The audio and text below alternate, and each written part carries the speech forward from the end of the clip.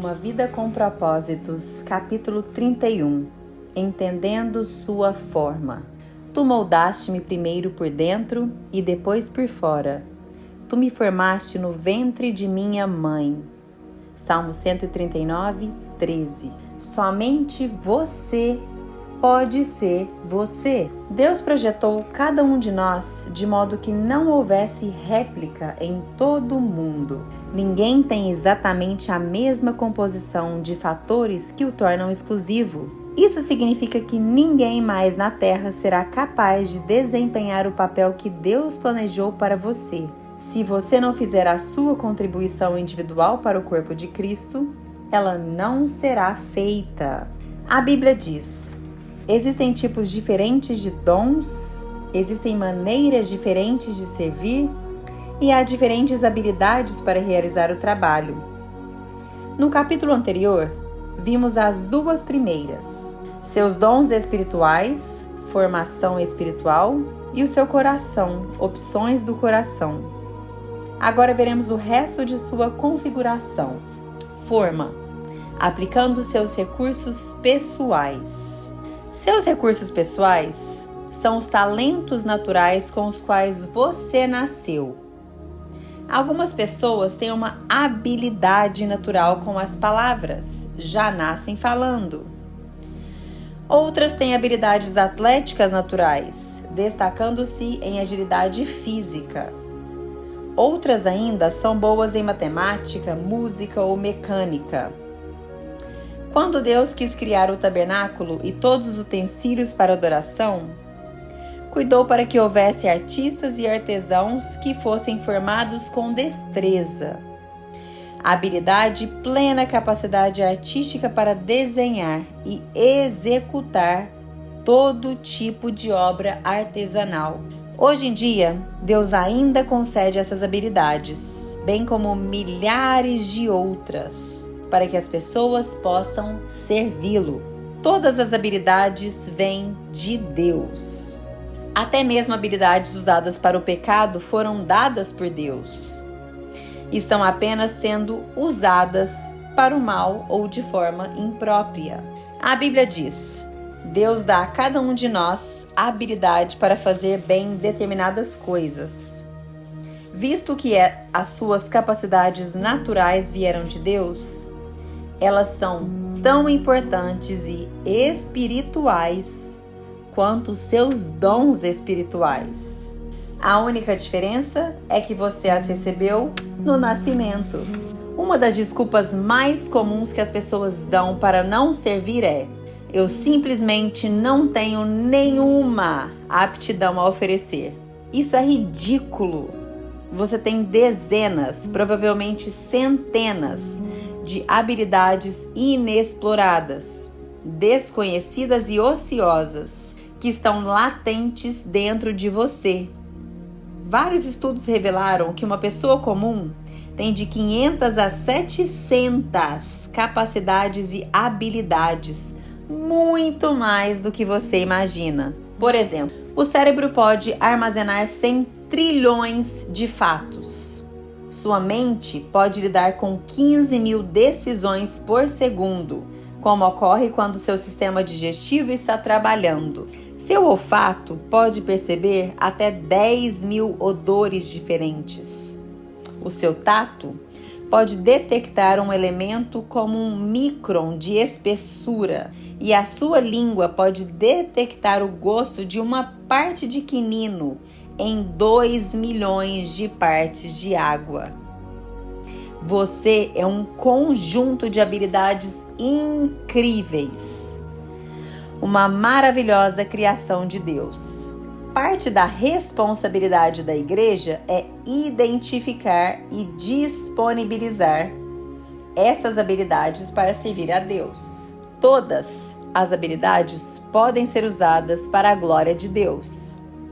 Paulo disse: quer vocês comam, bebam ou façam qualquer outra coisa, façam tudo para a glória de Deus. A Bíblia é cheia de exemplos de diferentes capacidades que Deus usou para a sua glória. Aqui estão apenas algumas mencionadas nas Escrituras. capacidade artística, capacidade arquitetônica, administração, culinária, construção de navios, produção de doces, capacidade para debates, desenho, embalsamento, bordados, gravação, agricultura, pesca, jardinagem, liderança, gerenciamento, serviços de alvenaria, composição, produção de armas, trabalhos com agulhas, pintura, plantação, filosofia, habilidade com maquinarias, invenções, carpintaria, navegação, atividades militares, alfaiataria, ensino, literatura e poesia. A Bíblia diz: há diferentes habilidades para realizar o trabalho, mas é o mesmo Deus quem dá a cada um a habilidade para fazê-lo. Deus tem um lugar em sua igreja, onde a sua habilidade pode se distinguir e você pode fazer a diferença. Cabe a você achar esse lugar. Deus dá a algumas pessoas a habilidade de ganhar muito dinheiro. Moisés disse aos israelitas: mas lembrem-se do Senhor, o seu Deus, pois é Ele quem lhes dá a capacidade de produzir riquezas. Pessoas com essa capacidade são boas em fazer negócios crescerem, fechar acordos ou vendas e obter lucro. Se você possui habilidade para os negócios, deve usá-la para a glória de Deus. Como? Primeiramente, compreenda que a sua habilidade veio de Deus e dê o crédito a Ele. Segundo, use a sua empresa ou negócio para auxiliar na necessidade dos outros e partilhe a sua fé com os que não creem.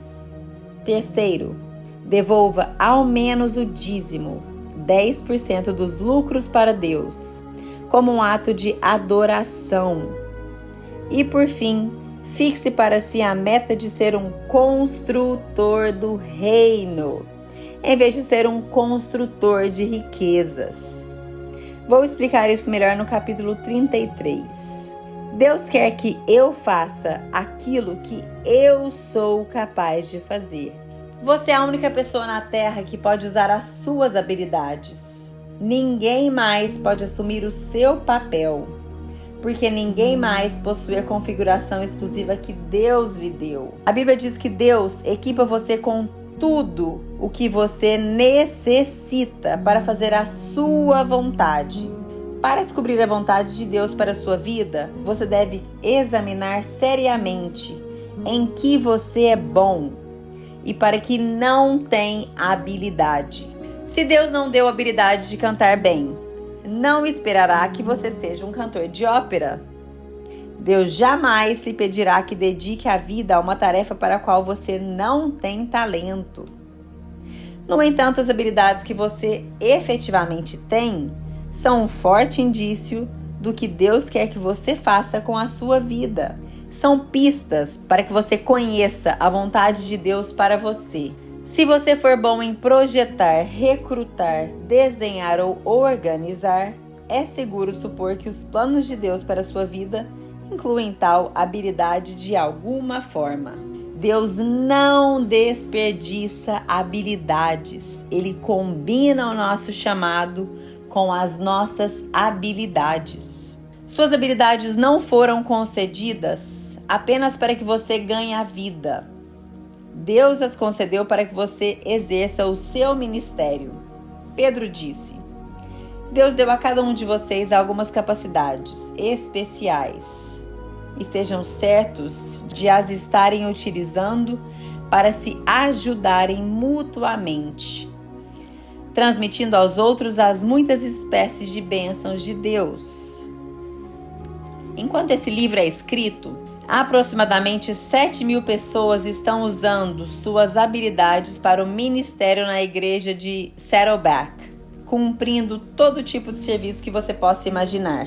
Consertando carros doados para que sejam dados aos necessitados, achando os melhores negócios para as compras da igreja, trabalhando com paisagismo, organizando arquivos, projetando arte, programas e prédios, fornecendo tratamento de saúde, preparando refeições, compondo músicas, ensinando música, escrevendo propostas de subvenções, treinando times, fazendo pesquisa para sermões ou traduzindo-os e realizando centenas de outras tarefas especializadas.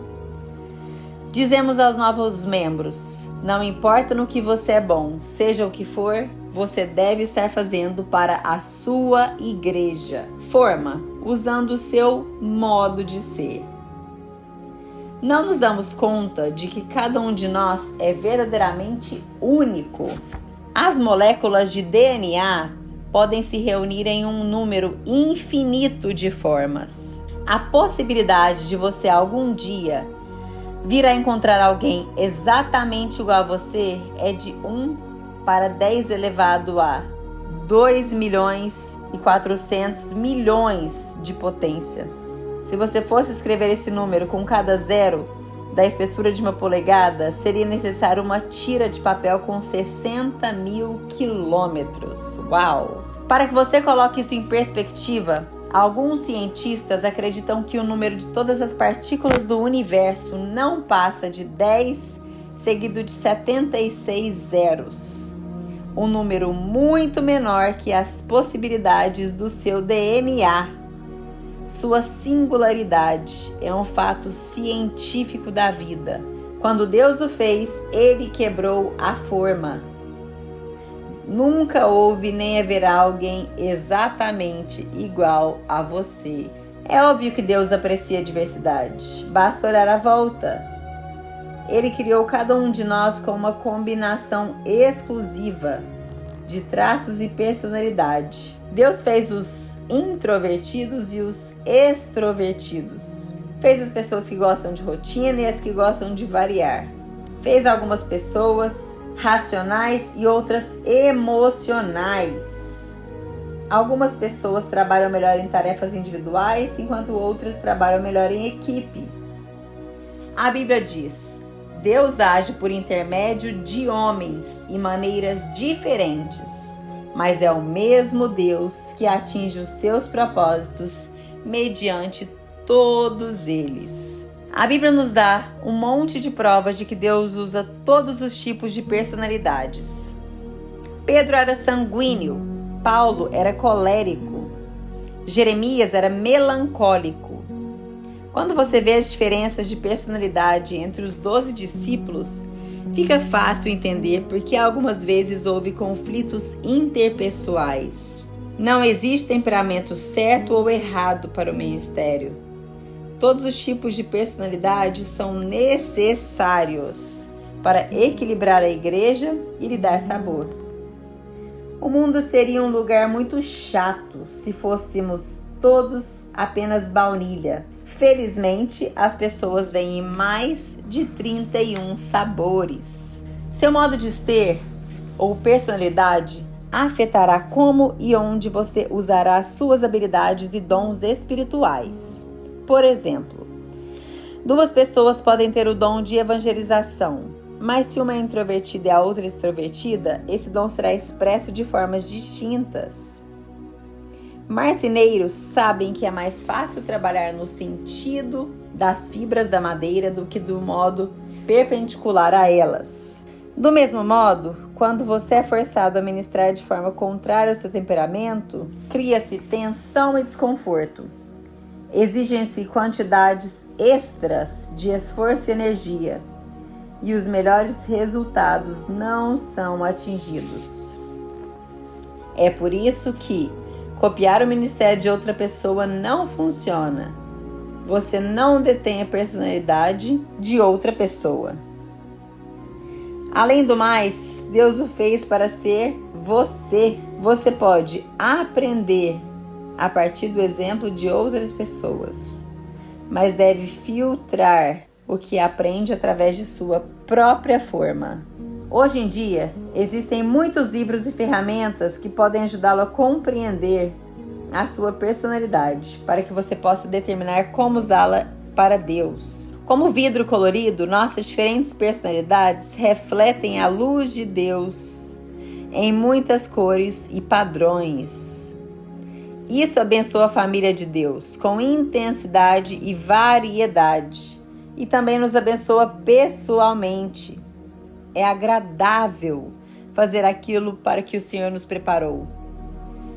Quando você ministra de forma coerente com a personalidade que Deus lhe deu, sente-se realizado, satisfeito e produtivo. Forma, utilizando as suas áreas de experiência. Você foi formado pelas experiências que teve na vida, estando a maioria delas além do seu controle. Deus as permitiu para o seu propósito na sua formação.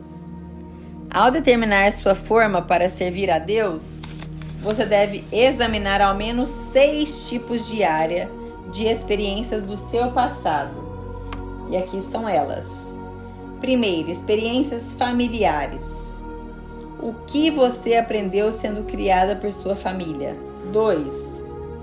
Experiências educacionais. Quais eram suas matérias favoritas na escola? Próxima. Experiências vocacionais. Em quais empresas você foi mais eficiente e de que forma mais gosta de trabalhar? Experiências espirituais. Qual foi sua época mais significativa com Deus? Experiências no ministério. Como você serviu a Deus no passado? Experiências árduas. Com quais problemas, mágoas, espinhos e provações você aprendeu? E a última categoria, experiências árduas, é a que Deus mais usa para prepará-lo para o ministério. Deus jamais desperdiça uma dor. Na verdade, é muito provável que o seu maior ministério surja de sua maior dor. Quem poderia ministrar melhor aos pais de uma criança com síndrome de Down do que outro casal que tenha um filho padecendo do mesmo mal? Quem poderia ajudar melhor na recuperação de um alcoólatra do que alguém que tenha combatido esse demônio e tenha achado a liberdade? Quem poderia confortar melhor uma esposa que tenha sido trocada por uma amante do que uma mulher que tenha passado pela mesma agonia? Deus intencionalmente permite que você passe por experiências árduas a fim de capacitá-lo a ministrar às outras pessoas. A Bíblia diz: Ele nos conforta em todos os nossos problemas, de modo que podemos confortar os outros. Quando alguém estiver atribulado, seremos capazes de dar-lhe o mesmo conforto que recebemos de Deus. Se você realmente deseja ser usado por Deus, deve entender uma verdade poderosa. As mesmas experiências que lhes trouxeram mais arrependimento e ressentimento na vida, aquelas que você queria esconder e esquecer, são as que Deus quer usar para ajudar os outros. Elas são o seu ministério. Volta esse áudio e escuta de novo essa parte. Para que Deus utilize as suas experiências dolorosas, você deve estar disposto a partilhá-las. Você tem de parar de encobri-las e deve admitir honestamente as suas faltas, fracassos e temores. Fazer isso provavelmente tornará o seu ministério mais eficiente. As pessoas se sentem mais estimuladas quando lhes contamos como a graça de Deus nos ajudou na fraqueza do que quando fazemos alarde sobre a nossa força. Paulo compreendeu essa verdade, por isso era honesto sobre os seus acessos de depressão. Ele admitia: eu acho que vocês devem saber, amados irmãos, que tempos difíceis nós atravessamos na Ásia. Fomos realmente esmagados e oprimidos e tivemos medo de não conseguir sobreviver. Sentimos que estávamos condenados à morte e percebemos como éramos fracos demais para socorrer-nos a nós mesmos. Isso, porém, foi bom, porque assim nós colocamos tudo nas mãos de Deus, o único que poderia salvar-nos, pois é capaz até de levantar os mortos. E Ele nos ajudou mesmo, e nos salvou de uma morte terrível. Sim, e esperamos que Ele faça isso sempre. Se Paulo tivesse mantido em segredo sua experiência de dúvida e depressão, milhões de pessoas nunca se teriam beneficiado dela. Somente experiências partilhadas podem beneficiar os outros. Aldous Huxley disse: experiência não é o que acontece com você, é o que você faz com o que acontece com você. O que você fará com o que você tem passado? Não desperdice sua dor. Use-a para ajudar os outros. Após termos visto estas 5 vias que Deus utilizou a fim de moldá-lo para o seu serviço, espero que você venha a apreciar mais profundamente a soberania de Deus e tenha uma ideia mais clara de como Ele o preparou para o propósito de servi-lo. Utilizar a sua forma é o segredo tanto da produtividade quanto da realização no ministério. Você alcançará sua eficiência máxima quando utilizar seus dons espirituais e habilidade na área de interesse de seu coração, de uma forma que melhor expresse sua personalidade e as suas experiências. Quanto melhor o enquadramento, mais bem-sucedido você será. 31º dia pensando sobre o meu propósito. Um tema para reflexão. Ninguém mais pode ser eu. Um versículo para memorizar. Deus deu a cada um de vocês algumas capacidades especiais. Estejam certos de as estarem utilizando para se ajudarem mutuamente, transmitindo aos outros as muitas espécies das bênçãos de Deus. 1 Pedro 4:10. Uma pergunta para meditar. Que capacidade dada por Deus ou experiência pessoal posso oferecer à minha igreja? Conclusão do 31º dia. Quando ele fala a nossa área de maior dor, aquela área que nós gostaríamos tanto de esconder, é o nosso ministério. Eu só consigo pensar no meu casamento. Por anos eu passei, por 12 anos nós tivemos um casamento péssimo. E ontem mesmo, olha que incrível, ontem mesmo, eu estava conversando com o Senhor e eu disse: Senhor, eu não queria ter essa mancha no meu casamento. Eu não queria ter que expor, Senhor. Eu não queria ter passado por isso. Eu não queria ter feito isso, Senhor. Eu não queria. E hoje, quando eu li aquela parte que eu te falei, volte e leia isso de novo. Eu vou ler ela de novo para você. Se você realmente deseja ser usado por Deus, deve entender uma verdade poderosa. As mesmas experiências que lhe trouxeram mais arrependimento e ressentimento na vida. Essa minha área é o meu casamento. Aquelas que você queria esconder e esquecer são as que Deus quer usar para ajudar aos outros. Elas são o seu ministério. Olha que incrível. Que incrível ter uma resposta dessa do Senhor. Eu já venho contando meu testemunho. Temos um livro que será lançado em breve, em que eu estou contando meu testemunho. Mas é muito incrível ter uma resposta tão clara assim do Senhor e que isso sirva para você também. Que área é essa de maior arrependimento, de maior ressentimento? Que área é essa que você queria jogar terra por cima e dar por encerrada, dar por esquecida? Esse é o seu ministério. É nessa área que o Senhor quer te usar poderosamente. Então pare de esconder e comece a contar ao mundo o que você fez e como Deus te perdoou, como Ele te limpou, como Ele te salvou, como Ele te libertou. E hoje o Senhor te pergunta, hoje o Senhor te faz essa pergunta: a quem enviarei? Você está disposta a dizer: eis-me aqui, envie-me a mim? Eu termino com essa conclusão. Esse é o meu versículo: a quem enviarei? E eu elevo os meus braços para o Senhor, para o alto, e eu digo: eis-me aqui, envia-me a mim. Eu estou disposta e disponível para ser usada pelo Senhor. E eu espero de todo o meu coração que você também esteja. Que Deus te abençoe poderosamente. Eu te encontro no próximo capítulo.